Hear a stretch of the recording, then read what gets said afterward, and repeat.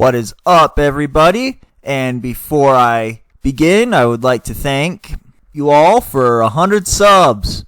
Yeah, thank you all for 100 subs. Means the world to me, and it's a step in the right direction. But yeah, thank you everybody for that. But in this video, I'm going to be breaking down factors that affect quarterback record, and this will be the series finale of this topic. In the first two videos of this, I broke down how quarterback record is affected on a career level and then on a season level.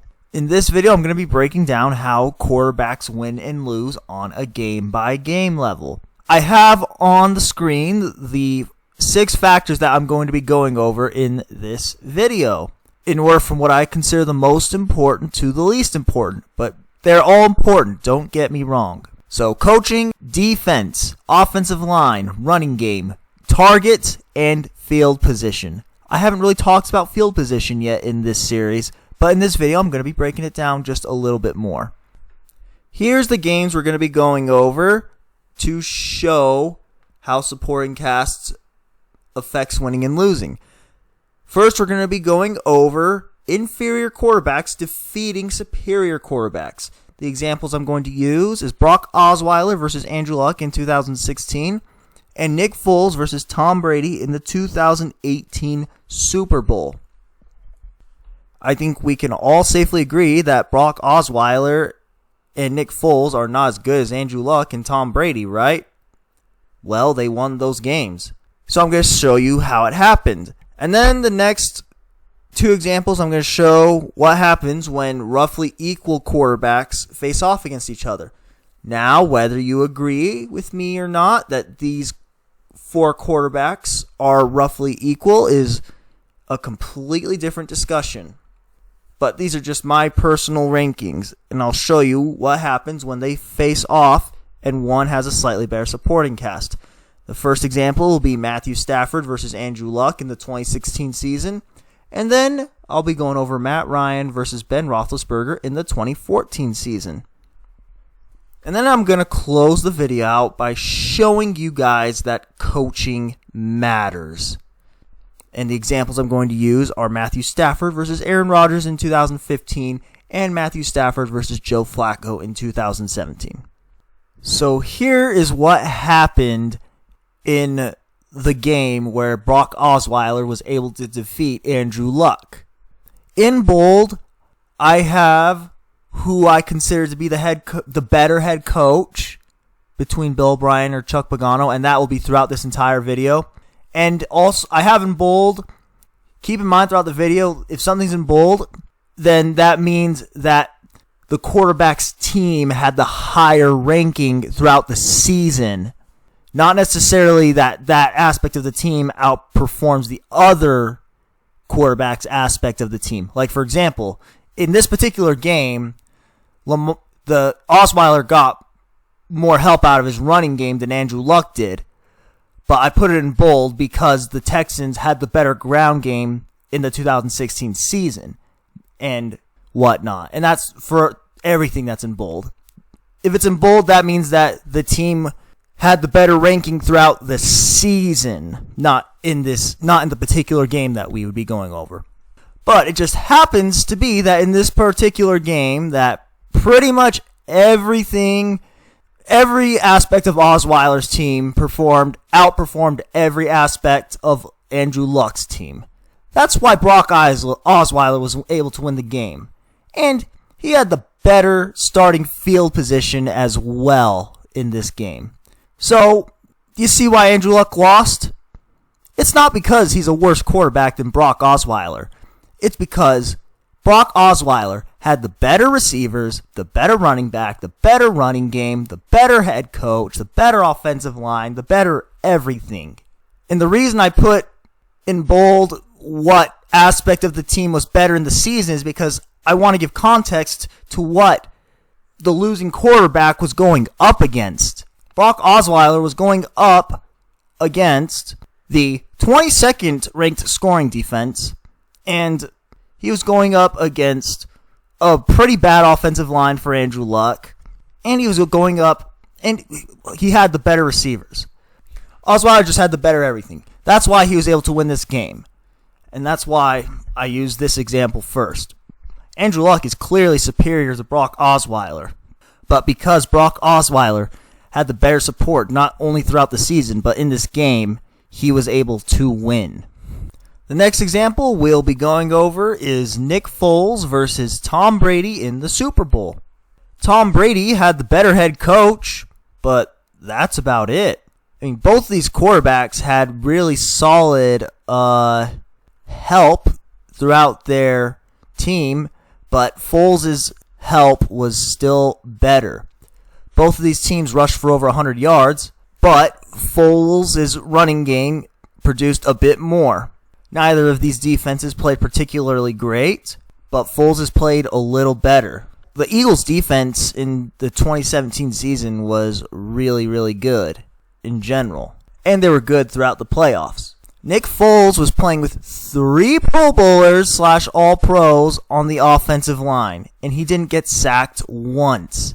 Brady's offensive line played pretty good in this game, but his offensive line gave up a big sack that led to the forced fumble.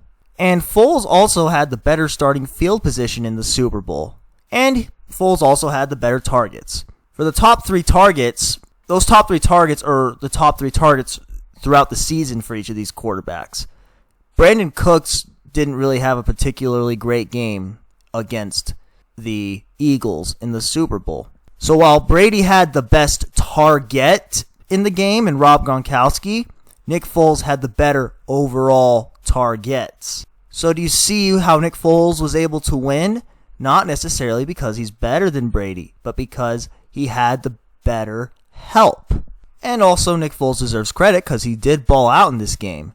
But Brady balled out pretty hard in this game, but it all just was insurmountable. It became too much for him to overcome his defense, how poorly they played in the game.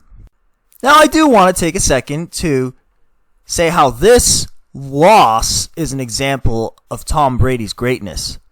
Despite being at a disadvantage in every single category, he still only lost by 1 possession.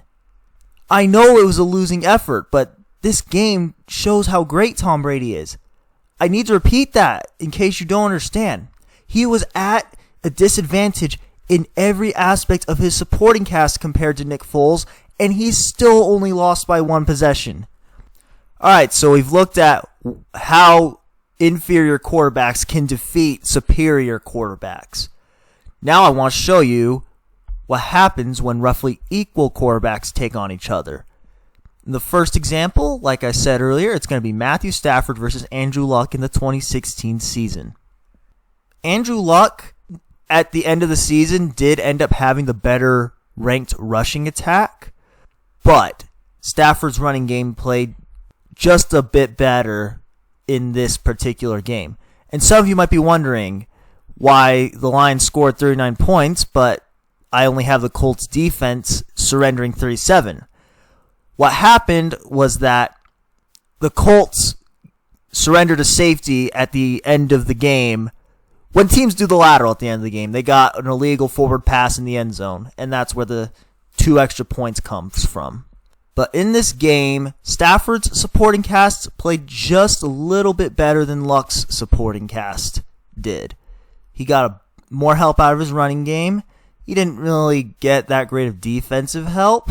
Neither of these quarterbacks got good defensive help at all. But Stafford's supporting cast was just a little bit better. Both offensive lines played really, really solid in this game. But Stafford's played just a little bit better. And Stafford had the slightly better targets. Jack Doyle had not yet become his Pro Bowl self in this particular season. So Andrew Luck had the best target in the game in T.Y. Hilton, but Stafford's overall receiving core was just a little bit better than Luck's. So this is another example of just how great Luck is. Everything got outperformed in this game, and he still only lost by 4 points. But the reason I'm showing you guys these next 2 examples is because when the quarterbacks are equal, look at the supporting cast. Sometimes the supporting cast is the difference. Stafford's supporting cast in this game was just a little bit better. Luck's supporting cast on the season ended up being the better supporting cast, but in this game, Stafford's supporting cast outperformed their season rankings. The next example that I will be going over is Ben Roethlisberger versus Matt Ryan in the 2014 season. Now again, whether you agree with me that Matthew Stafford and Andrew Luck are roughly equal, or that Ben Roethlisberger and Matt Ryan are roughly equal, is a completely different discussion. This is just my personal opinion and rankings. But in this game, Roethlisberger probably had the better head coach. He had the better running back.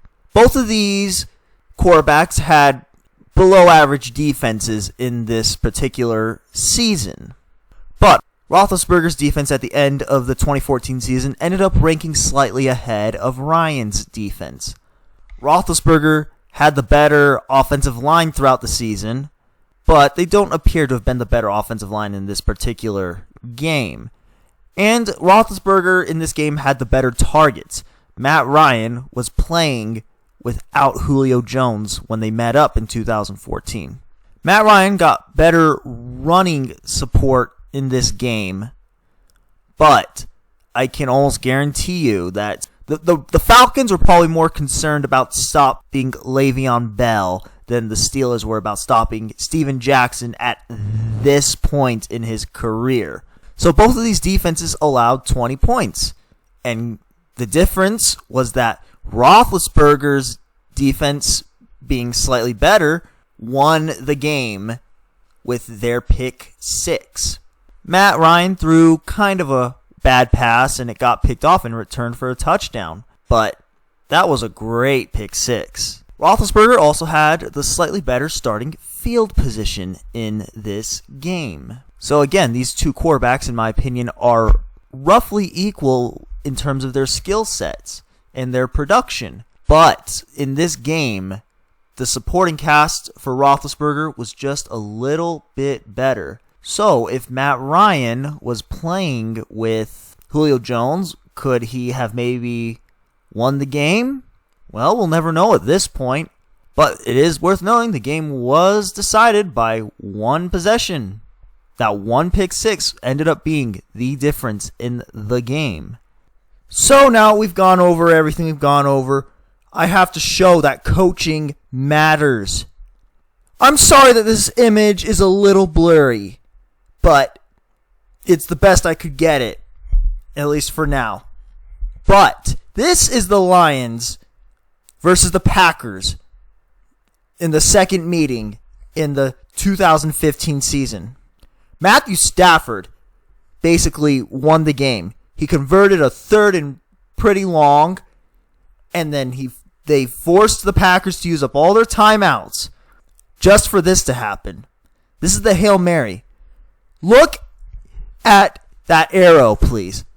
That is the distance between the nearest Lions defender and Richard Rodgers, the man who caught the pass. Now you can argue, well, no, that's the player's fault for being so out of position. How can you be this out of position for a Hail Mary, dude? How is it that there's a Packer in front of you? And that's almost 10 yards of separation right there, man. How is this possible for a play to get defended this bad? This is coaching right here. Coaching matters. If they had just a slightly more competent coaching staff right here, Matthew Stafford sweeps the Green Bay Packers. But yeah, this is just one example of how coaching matters in a game. You thought this was egregious? It gets better. Alright, this is the next example of how coaching matters. Do you viewers see a problem with this picture? Looks mostly normal, right? Well, this is before the ball got snapped. Count how many defenders the Lions had on the field, and then count how many players the Ravens had on the field. And this is what happened after the ball got snapped. The Detroit Lions took a snap with not 10. They took a snap with 9 players on the field. They took a snap with 9 players on the field. What do you think could possibly go wrong with this? It's almost, we're not going to give up a completion. We're not going to give up a run or anything. They gave up a huge completion on this play. But they took a snap with 9 players on the field. Incredible. This is what I'm talking about with coaching matters. And this is why I decided to use Matthew Stafford's coaching as an example of how coaching matters. There are a lot of instances that you will find that are interesting when it comes to Matthew Stafford's coaching. So if there's anything I want those of you who viewed this series to take away, it's that supporting cast matters. I don't want to make it seem like there's never instances of superior quarterbacks carrying their teams to victory, or that inferior quarterbacks can't win with inferior supporting casts. It happens. Like Tom Brady has carried his team to victory on multiple occasions.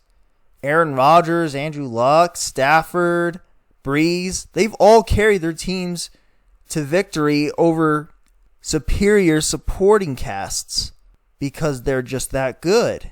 But supporting cast ultimately matters. The better supporting cast generally wins games. The better quarterback doesn't necessarily always win. The better supporting cast is what usually wins games. And like I said, there's plenty of instances of superior quarterbacks winning with inferior supporting casts. And when you look at a game, yeah, Matt Ryan might have thrown a pick 6 in that game against the Steelers, but look at everything that affected the game or the season. You'll find a lot of interesting things. The quarterback cannot win or lose a game by himself, at least most of the time. Generally speaking, quarterbacks don't win or lose games. There's instances of it, and I know there are, but there's a lot of things that go into winning and losing. So yeah, thank you all for tuning in. I hope you enjoyed. This is normally a Detroit sports channel, and I have all the DSA members linked in the description. If you like Detroit sports, then you should go check out their channels. You won't be disappointed. But yeah, thank you all for watching. Thanks for 100 subscribers, and I hope you enjoyed.